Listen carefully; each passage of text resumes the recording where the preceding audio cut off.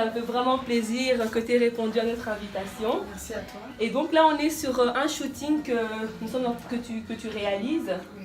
Et donc, ce shooting part un peu de ta collection, ta nouvelle collection. Explique-nous un peu cette collection et comment ça se fait que tu l'as mise en place, mise en ligne. Et l'idée vient d'où en fait?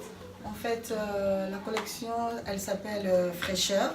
C'est une collection en fait que j'ai présentée dans l'événement Stylisme, la collection Printemps-été 2018. Pourquoi je l'ai nommée Fraîcheur? Parce que je voulais montrer aux gens c'était quoi réellement mon travail. La fraîcheur parce qu'il y a des couleurs qui sont fraises, c'est agréable. Et en même temps, comme j'ai toujours expliqué, comme je n'utilise pas vraiment le wax et j'utilise les tissus nobles, de la soie, du polyester, du viscose, tout ce qui est... Cette collection fait partie de la collection fraîcheur ou parce que tu nous as apporté aujourd'hui? C'est très frais les couleurs. Oui, c'est très frais, mais c'est pas la collection fraîcheur, c'est une des créations que j'avais fait personnellement pour moi-même et comme c'est l'été, donc j'ai dit je vais être frais comme la collection fraîcheur de l'été 2018, donc je me suis concocté ça.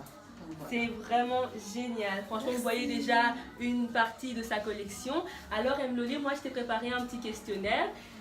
Je ne suis pas une policière, donc il ne faut pas avoir peur. Hein. Donc, tu es prête? Bien, cette passion de la mode, est-ce que tu as toujours eu ça ou du jour au lendemain, tu t'es dit, ah, ben, tiens, je vais faire des vêtements?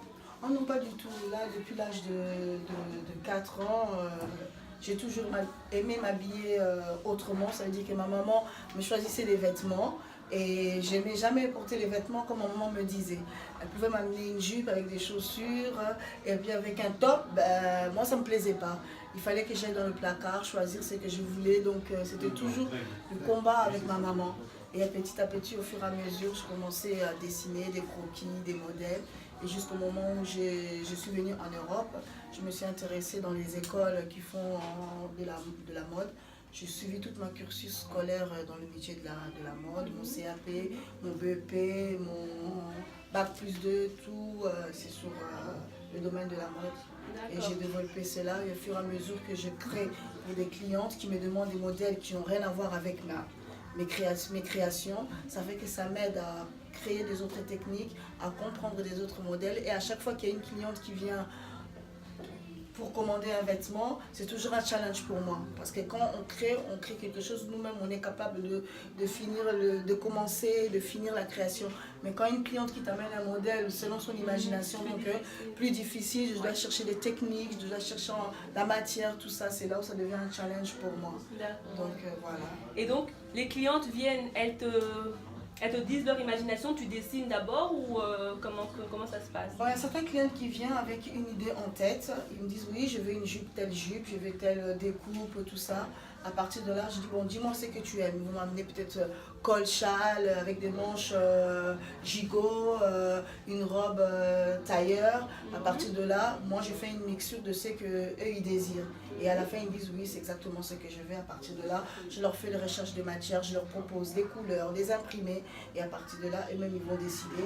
Et quand la cliente, j'aime beaucoup collaborer avec les clientes parce qu'en fait, quand la cliente, elle met sa robe ou sa veste ou son pantalon, elle se retrouve dedans dans le sens peut-être que le tissu, c'est elle qui a choisi, le col, c'est elle qui a décidé, l'imprimé, c'est elle. En fait, quand elle met sa robe, elle se sent un peu créatrice de sa robe. Et j'aime bien cette relation-là avec la cliente. Et donc, elle est fière de dire que oui, c'est ma création. Donc, j'aime beaucoup cette complicité-là avec les clientes.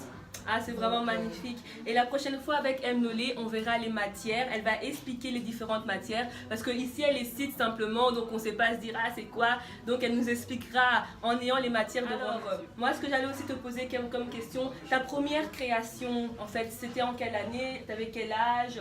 Tu l'as fait avec quelle matière? Ah, ma première collection, c'était à l'âge de 19 ans. Sachant que maintenant, j'en ai 42. Ouh, il y a longtemps. Très longtemps. Félicitations. C'était quand j'avais 19 ans. Donc j'ai dit comme j'ai 19 ans, ma première collection ça va être aussi 19 pièces. Et cette année-là, j'avais utilisé les tissus d'ameublement. Donc dans mes créations, j'utilisais tout ce qui était rideaux, qui faisait un peu 16e siècle, très baroque. J'ai utilisé les attaches rideaux. Vous savez quand vous utilisez les rideaux et que vous voulez attacher pour qu'il y ait de la lumière qui rentre à la maison, tous les cordons là. Le cordon, j'ai utilisé comme ceinture, donc c'était vraiment magnifique. Pourtant c'était ma première collection, je venais d'avoir mon BEP. D'accord. Donc j'étais beaucoup soutenue par ma prof. Ma prof où j'ai fait mes études, donc j'avais fait des vestes et des robes, tout ça. C'était vraiment un grand challenge pour moi.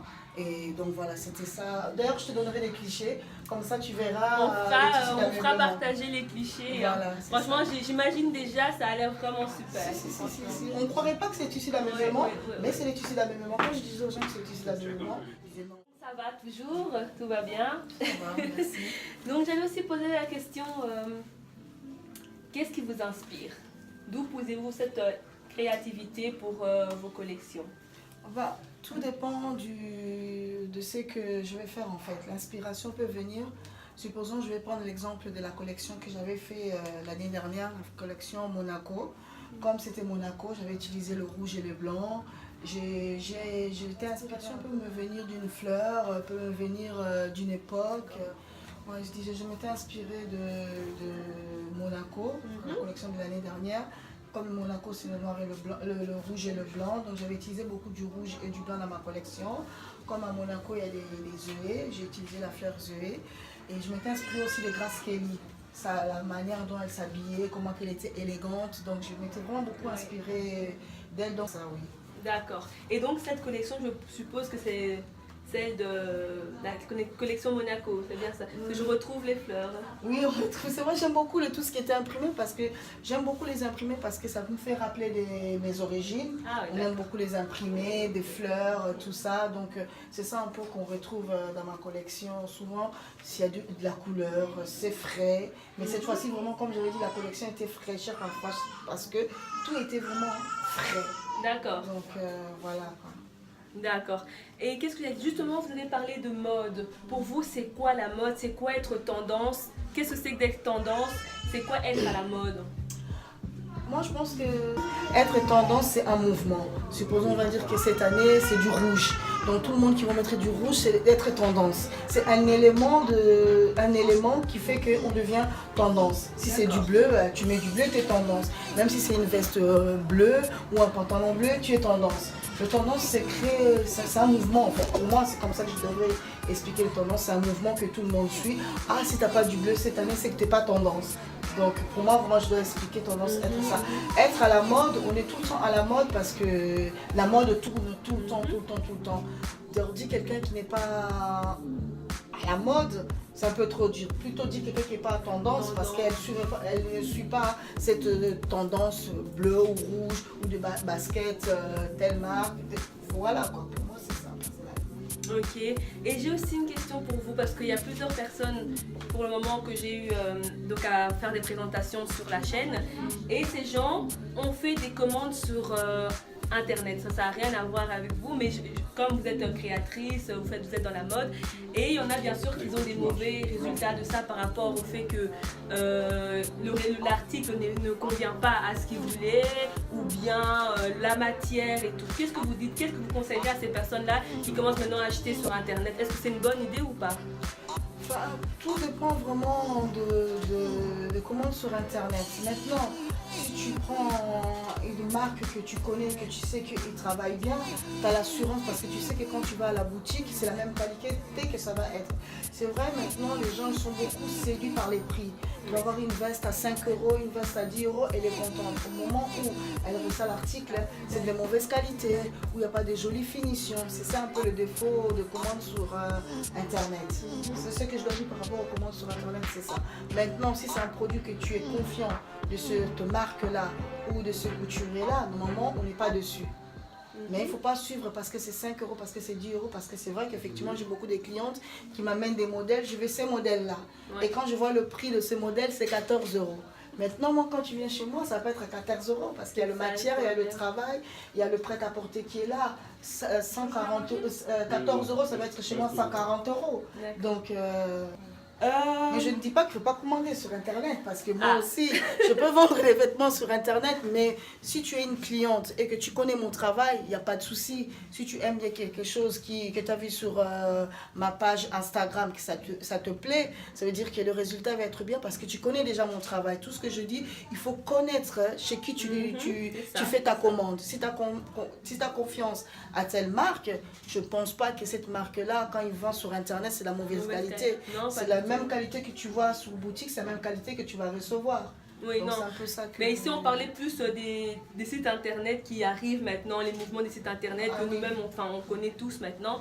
Et voilà, qui font un petit peu des choses de mauvaise qualité et moins chères. Ça, ouais. Et donc, moi, en fait, maintenant, j'aimerais bien savoir quels sont tes prochains événements. Où est-ce que tu vas lancer un défilé? Dis-nous un petit peu, comme ça, on pourrait peut-être venir, pourquoi pas. Parce qu'en fait, là, j'ai annoncé un événement qui s'est passé l'année dernière, une semaine de la Fashion Week. Le concept, c'est Stylisme. Donc, c'était la première édition, c'était au mois de février. Et l'année prochaine, ça va être aussi au mois de février, une semaine avant la Fashion Week. Et c'est là où je vais présenter encore ma nouvelle collection printemps-été 2019. Et j'espère que vous pourrez venir pour découvrir encore une autre collection. Cette année, j'ai présenté ma collection fraîcheur. L'année prochaine, vous aurez aussi la surprise de découvrir ma nouvelle collection. Donc, sur Stylisme, ça va être à Paris au mois de février. D'accord, pas de problème. Alors, si vous voulez en voir plus sur les collections de M. Lolé, allez sur son Instagram M. Lolé. Vous allez voir les garde-robes de M. Lolé, toutes ses collections. Et maintenant, ici, on est en plein shooting. Vous verrez également quelques photos défilées du shooting de jour. Jusqu'à présent, tu as combien de collections? Tu as lancé combien de collections? La collection fraîcheur, c'est ma 4e. Ma première collection, c'était Paris Sublime. J'ai fait un défilé de mode où j'avais présenté ma collection, c'était à l'événement Paris Sublime. Et la deuxième collection, c'était... non, je m'excuse, mon premier défilé, c'était à l'âge de 19 ans. Oui, on en a c'est parlé ça, dernièrement. Oui. Voilà. La deuxième collection, c'était Paris Sublime. La troisième collection, c'était Monaco, que je vous ai expliqué un peu le rouge et le blanc par rapport au drapeau de Monaco. Et la quatrième collection, c'est collection fraîcheur. Toujours être frais. Super. Eh bien, on sera vraiment très fraîche pour l'été. Oui. En tout cas, merci beaucoup, M. Merci Lolé. à toi, ça me fait vraiment fait plaisir. Et bonne continuation. Merci. Hein. Et surtout, on espère vous revoir sur la chaîne. Pas de souci, avec grand plaisir. D'accord. À très bientôt. Hein. Merci à toi.